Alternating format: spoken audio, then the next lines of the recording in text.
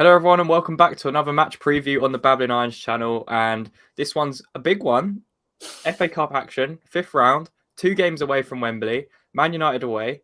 Could we do what maybe we've been trying to do and finally get past that quarterfinal stage in a couple of games' time and get to Wembley? But yeah, we're going to preview the game and just give our thoughts and see how we can actually, potentially hurt Manchester United and go through to the next round.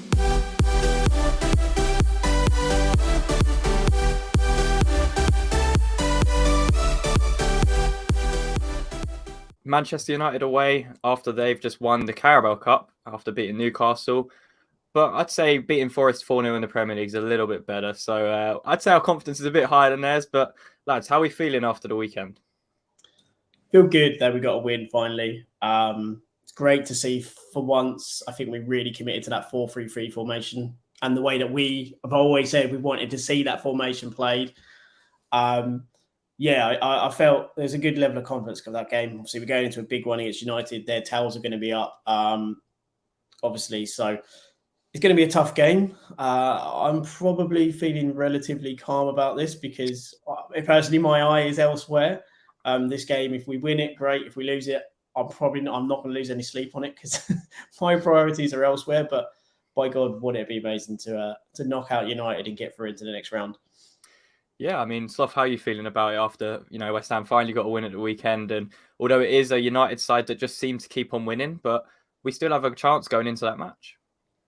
Yeah, I mean, as you know, I didn't manage to watch the game at the weekend. I'm afraid, but funny little story. I was at a car auction and I was following all the updates, and right as our cars came up, I had the urge to go to the men's room. So I was like, had my phone out, and I thought, oh bloody hell! Like, it was 0-0 all the way through. I'm thinking, oh God, it's going to be 1-0 when I check the phone, and then I'm going to go outside, and all the cars aren't going to sell or something else. Oh bloody hell! This is just be so West Ham, and my phone started spooling.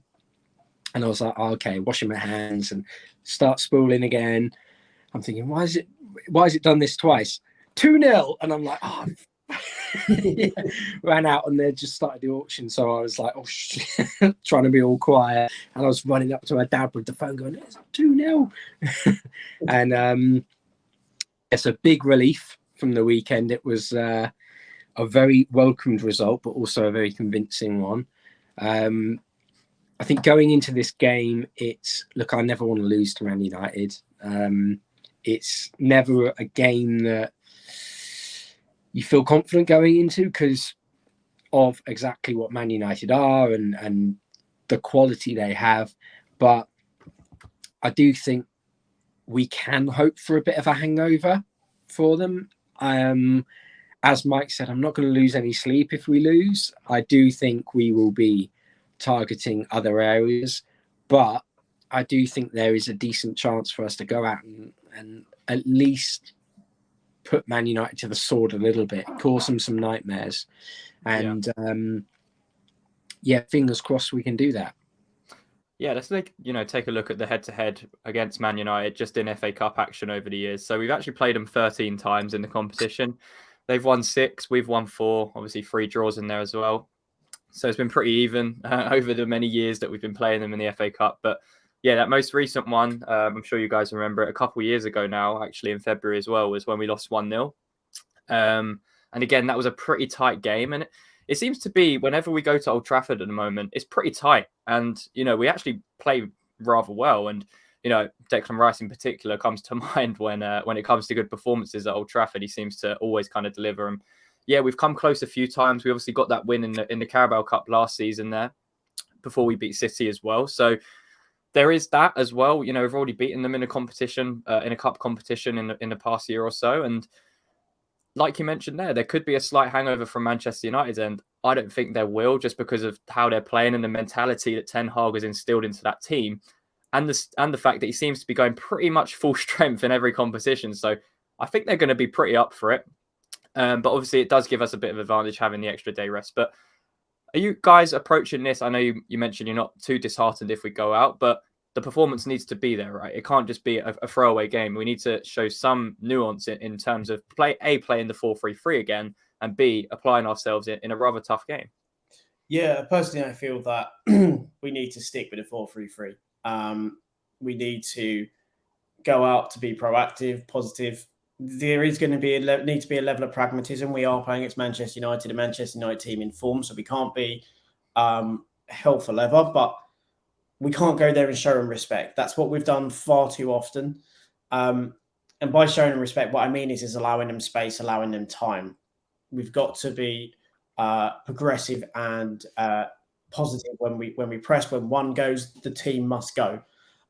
We need to make it uncomfortable for United, but also know that if they do press, we do press, and they play out, then we drop and get into shape. So it's about being cautious yet proactive at the same time. I know that sounds counterintuitive, but there is a logic to that.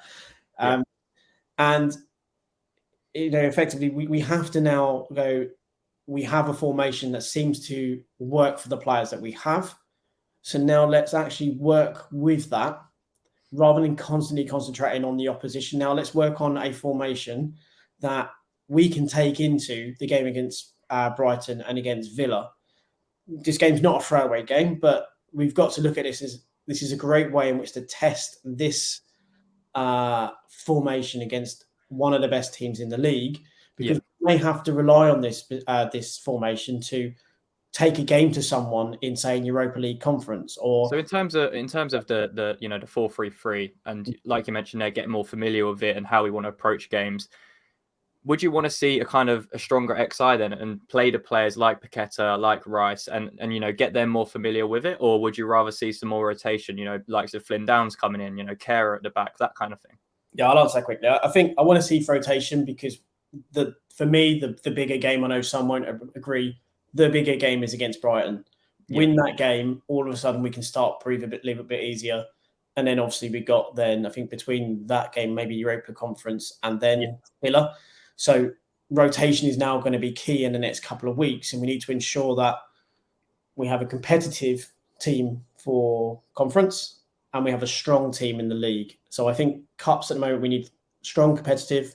Our league, we need full strength team. So that's where my mind is at the moment. Stoff, what about you? Because we're in the last 16 of the FA Cup as it is, and we're also in the last 16 of the Europa Conference League. So what would you rather focus on between the two? I know it's probably kind of an obvious answer with Europe, but maybe a better question would be, what do you think our best chances of winning is? Is it the FA Cup or the Europa Conference League? I think it's the Conference League.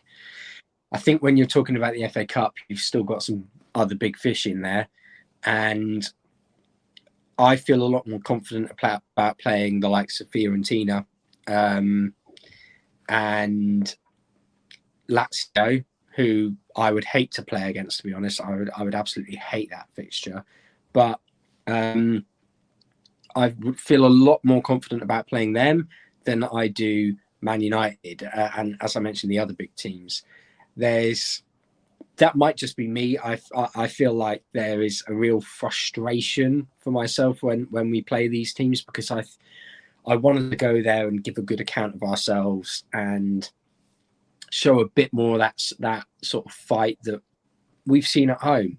Whereas I feel like quite often when we go away, we're happy to sit back and soak up pressure. And we did it in the league against Man United when we had some good chances, but we were more than happy to just kind of be second best in that game and then try and push on.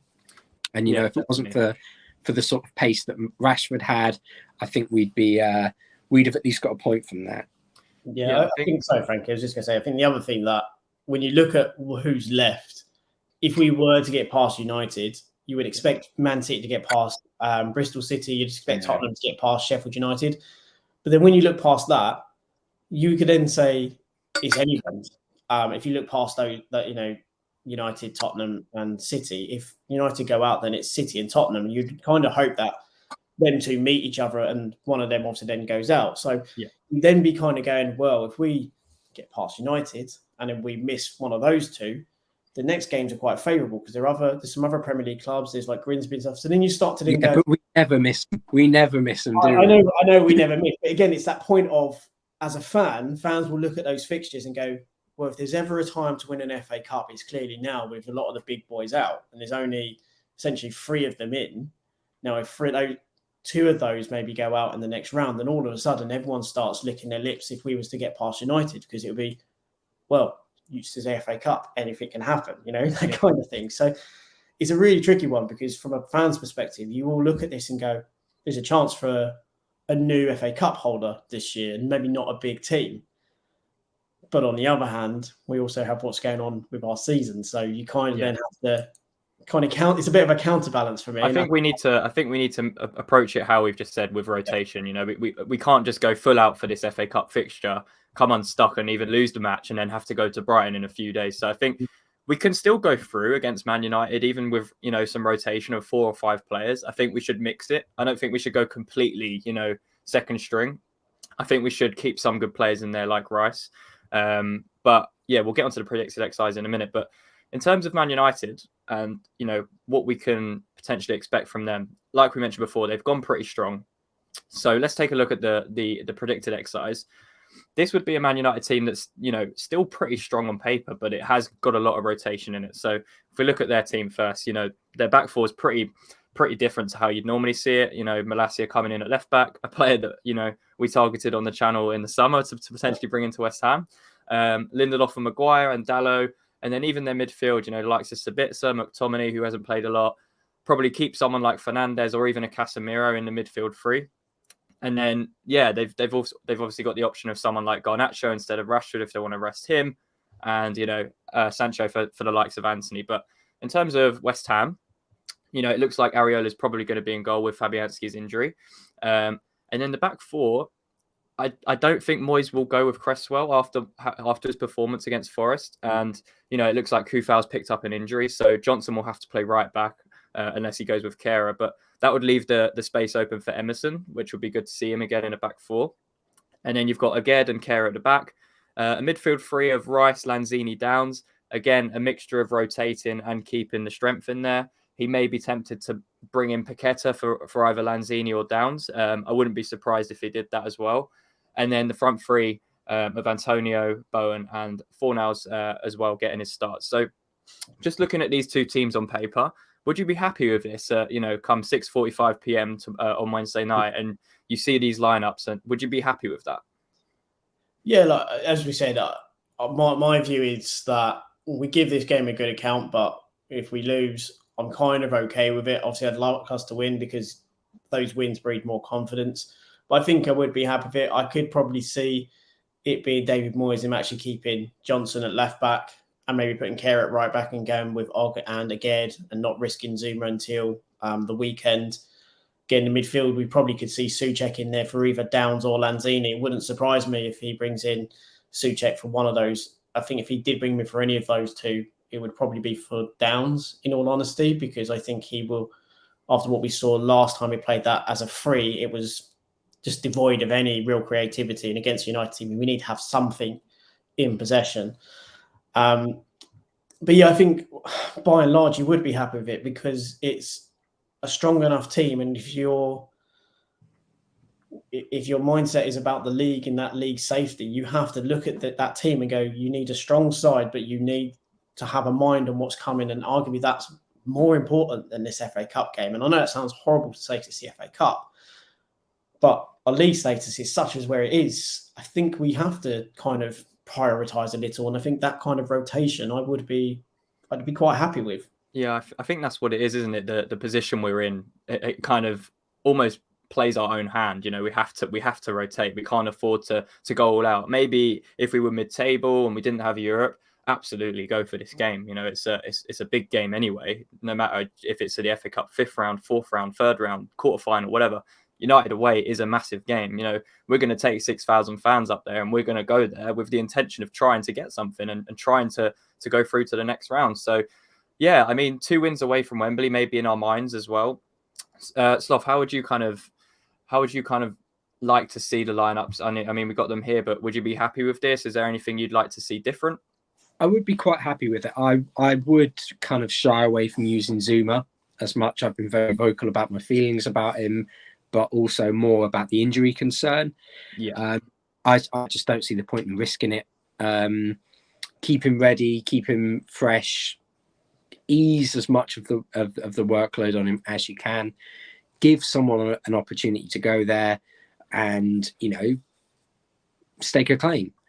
I would also look at putting Johnson left back. I would also look at keeping Johnson in there and either swapping Johnson to left back or putting Emerson on the bench with someone like Kehrer at right back, because Kehrer has, in no doubt's been frustrating, but there is a player there. There is someone with ability, and I almost kind of think that this is the perfect game for him because, as we've all mentioned, it's not a must-win game, but you can go out there and you can say to him, show me what you've got. Come on, show the fans why they should get behind you and why you got to move to a big club like PSG.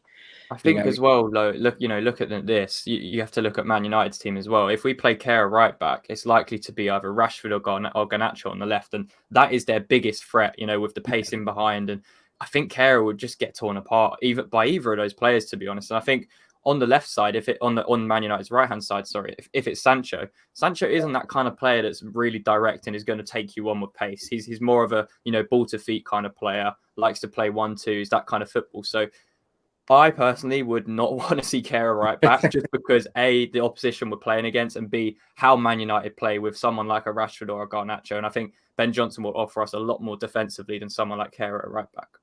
Yeah, no, I mean, it's difficult because I kind of, I'm with Mike more on this, where I just kind of think keep the players fit, safeguard them, and we move forward regardless of the result. I just want to see a good performance, to be honest with you. And even if that means he plays centre back and brings in a little bit more pace to go next to Aguerd, whatever it may be, I almost think this is a free hitter because you can say, go out, give me a performance, show me why you deserve game time, exactly like I would to Lanzini and Fornals. You've made little digs on your Instagram. Show me why you should play. And I would be looking to use this opportunity and those elements as real motivation for them. What about in the striker position? I know Danny Ings started at Forest. What about, there's the conundrum now of Antonio, Scamacca, Ings. Now, Scamacca's still slowly coming back, so it's unlikely he'll start anyway because of his fitness. But you've now got Antonio and Ings fighting for that spot.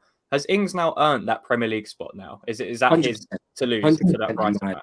I think, that's what I say, 100%. He got 2 goals, bagged himself a brace, could have easily had himself a hat-trick. Let's not beat around the bush there. He could have had a hat-trick quite easily.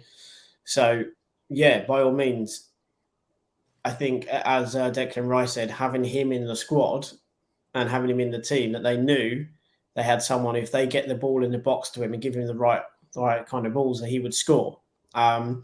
Which gave them the confidence to go a bit forward a bit more. So they obviously have seen enough in training where they felt that if they can get in the right places, they can to kind of do stuff. I think you also saw Benrahma starting to commit. But then again, overall, I think we saw in that Forest game the things that we said that we've seen countless times, but players not having or taking responsibility to try and make those passes when that run is being made. It happened a lot more. Those runs were made and those passes were then made to kind of compliment. So I think Ings at the moment, he deserves his spot. He bagged himself a brace. He deserves to start the next game. See, Antonio came on and scored. Again, this is great. This is what you need. You need players now that when they come on, they're saying, I should be the man who should be starting above him and trying to do something. Antonio didn't really do anything when he came on, bar than score, which is fantastic. But Ings did enough in the game to say you deserve another shot. So I think it's his spot now until Scamacca or Antonio oust him. And I think that's how every squad should be. It's based on merit. Yeah, I was going to say, this is probably the first time in a long time we've had 3 strikers potentially available at West Ham, and it looks like it's already paying off. Ings comes in for his debut, scores twice, shows the manager why he started him. Antonio comes on and says, "Hold on a minute, I'm still at the club." Scores a goal as well. So I think what you mentioned there is great. It's healthy competition, and it could be coming at just the right time with us with, like we mentioned, FA Cup action and Europa Conference League action. So if we can keep everyone fit, we have 3 different but very good strikers. So yeah, I think we'd be happy with that. And yeah, in terms of what Man United are going to obviously possess themselves, what do we need to be aware of when we go into this match on Wednesday? Because even a team like this, that is their kind of second string, has a lot of quality in it. You've still got the likes of Bruno Fernandes if he plays, Garnacho or Rashford on that left-hand side, Sancho, another one that's starting to find his feet a little bit more. And even Weghorst has been pretty good at United. So where's the dangers? What do we need to be careful of in terms of Erik ten Hag's team? Yeah, so I think one of the things we mentioned is last time played United, Darlow was incredible. Everything that came into that box, he defended. He absolutely bossed that defense, and he was playing as a fullback. I think one of the things we can't allow them time and space. Maguire, although he's much maligned, playing in a higher line, which is what happens when you go to a bigger team. You have to play a higher line. He is solid defending, aerial balls. He is also a good passer given time. So you can't allow him the time on the ball in which to bring the ball out and start dictating passes into the likes of McTominay and Sabitzer.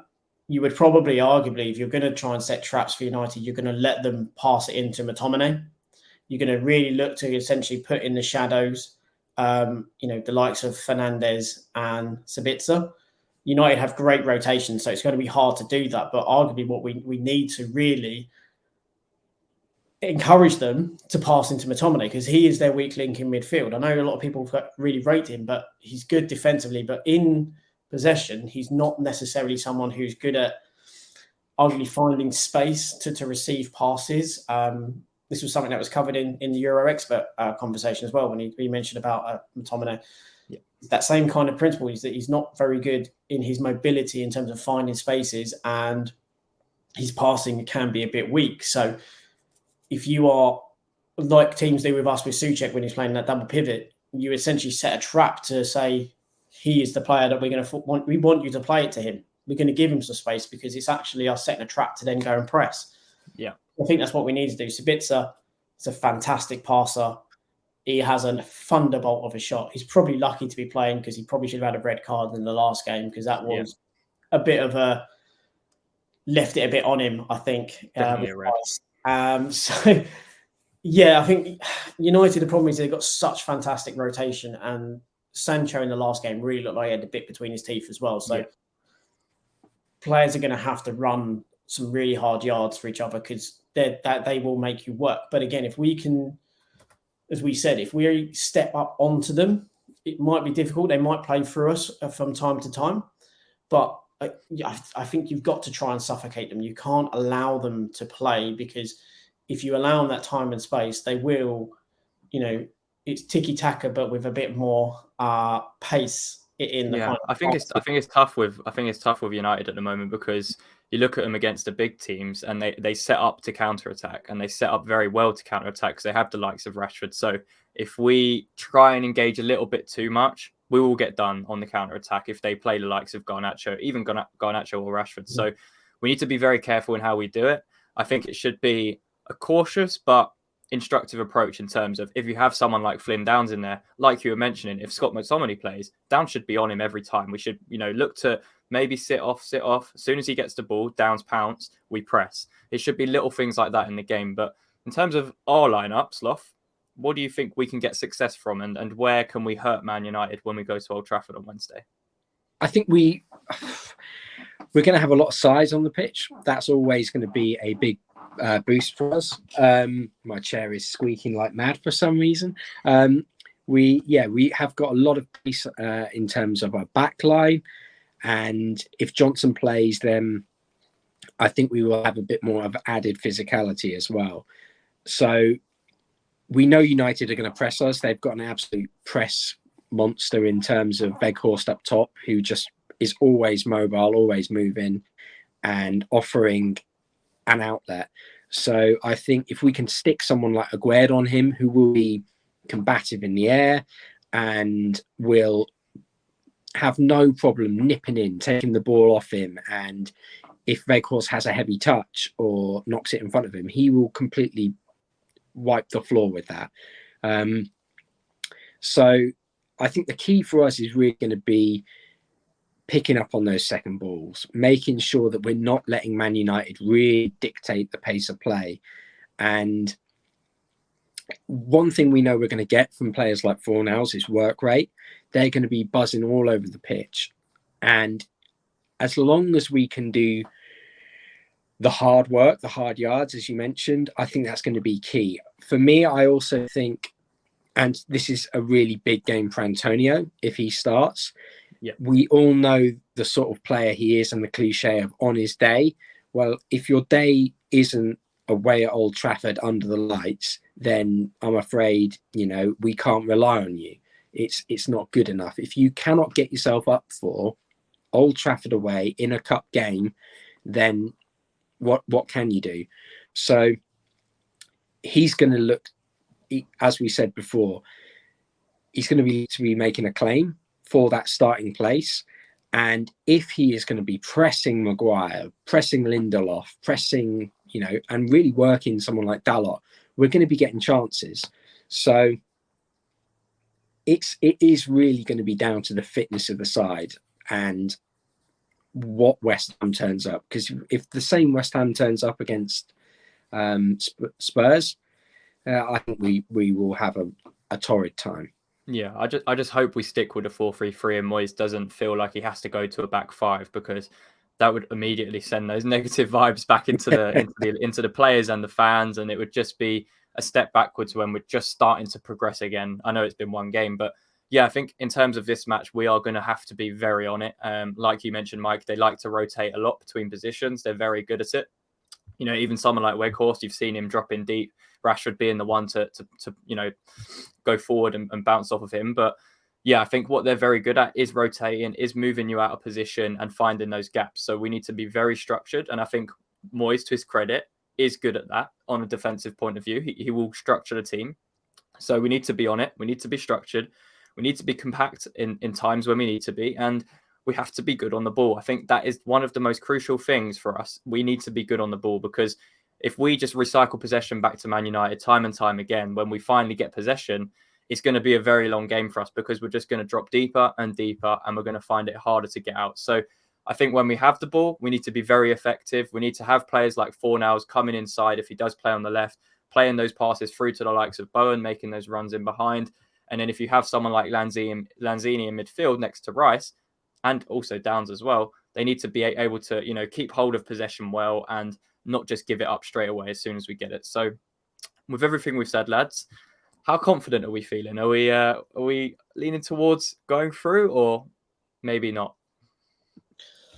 I personally think United will take this. I think the form, the feel good that's going on at the moment, there'll probably only be half the load of prawn sandwiches on offer at Old Trafford this time round, because the green and yellow flags can put to one side because they're winning at the minute, along with the prawn sandwiches. So, I think United fans will feel confident.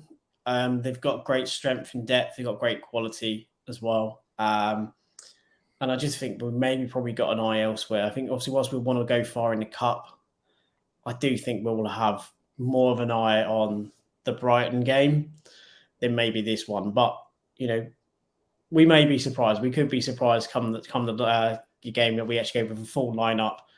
My real hope is we don't show them the respect we have in the past, and we actually actively look to try and play when we get possession, and we look to press them smartly, not just gung-ho, but we make some really smart decisions in that kind of press. That's really my hope, to be honest. Yeah. Can I get you a score prediction? Let's go 2-1. 2-1 United. Sloth, any different? I think that's very much my sentiment. I do think, though, that, as I said, we are going to have forward potentially with some fire in his belly. Now, whether that means he's got his shooting boots on or if he's going to, be looking to Rose Ed, then that's a different matter. But this is a chance for a lot of players to really kind of state their claim and say, look, I deserve to be playing more, regardless of what goes on online, anything else like that. I let my football do the talking. So I think it's going to be a good game. I think if we can stick a few big challenges in early on, which I think Downs in particular would look to do, then we can really get under Man United's skin. I'm not confident about a winner. So I am probably going to say 2-1, a bit like Mike. But I think a goal will be whoever gets the first goal. I think they'll be the ones to win 2-1. But I can't really see past Man United. Yeah, I think that's fair. I'm going to go 2-1 as well, but I'm going to flip it. I think we're going to go through, clip it now. We're going through 2-1 and we'll come back to this and I'll be right. But yeah, it's going to be a tough game. I think we all know that. Yeah, like you mentioned, we got bigger fish to fry potentially, but you could say the same for Man United. They got Liverpool away at the weekend and they're still in other competitions. But yeah, we're going to see a review where we're going to be going. I'm sorry to say again, it's Moisey. Yeah.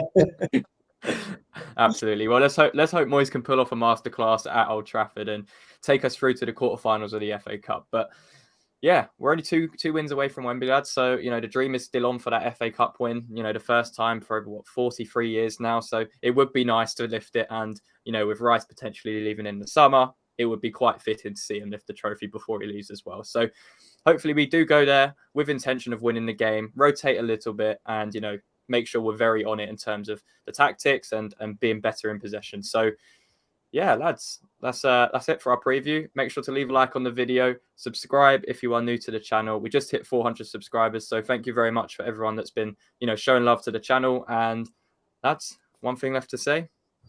Come on, you Irons.